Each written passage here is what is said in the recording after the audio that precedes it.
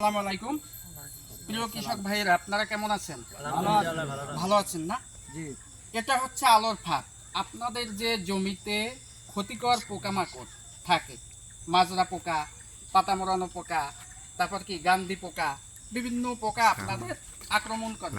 সেই পোকা জমিতে কত পরিমাণে আছে এবং তার উপস্থিতি আছে কিনা সেটা জানার জন্য আমরা আলোর ফাঁদ দিয়েছি।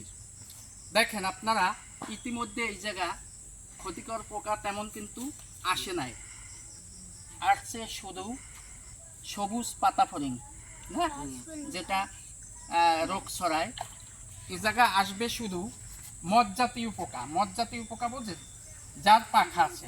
আমি যদি বলি যেমন মাজরা পোকা, পাতা মরনা পোকা, এইসব। তা আমরা ইতিমধ্যে জমিতে প্রচুর পরিমাণে ডাল পুঁতে দিয়েছি। ডাল পোতার ফলে কি হয়, পোকামাকড় পাখি বসে খায়, যার ফলে আপনাদের কি ঔষধ লাগে না। এর জন্য কিন্তু আপনারা উপকৃত হন। এই জন্য আমরা আপনাদের ঘাটে মাঠে বলি যে আপনারা বেশি করে জমিতে পার্চিং করেন এবং আলোর ফাঁদ দেন। তাহলে আমরা এ থেকে বুঝলাম কি, শুধুই আমরা কি পেয়েছি, সবুজ পাতা ফড়িং না, অন্য কোনো কিছু পাইনি। এ থেকে আমরা বুঝলাম যে আমাদের জমিতে এই বছর পোকামাকড় নেই। এটা আল্লাহর আশীর্বাদ এবং আপনাদের জন্য মঙ্গল। তাহলে এটা হচ্ছে আমাদের আলোর ফাঁদ।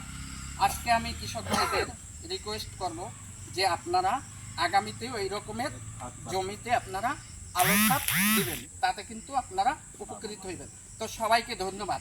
আর আপনাদের জন্য রয়েছে আমার তরফ থেকে কিছু সবজির বীজ। আমি আপনাদের কিছু সবজির বীজ বিতরণ করব। এটা হলো লাউ, ক্ষেত লাউ। এই লাউগুলি আপনি বিভিন্ন জায়গায় পুঁতে দিবেন এবং বিভিন্ন জায়গায় দিবেন, আপনার আশেপাশে প্রত্যেক জায়গায়, তবে কিন্তু আপনি উপকৃত হবেন। তো সবাইকে ধন্যবাদ। আসসালামু আলাইকুম।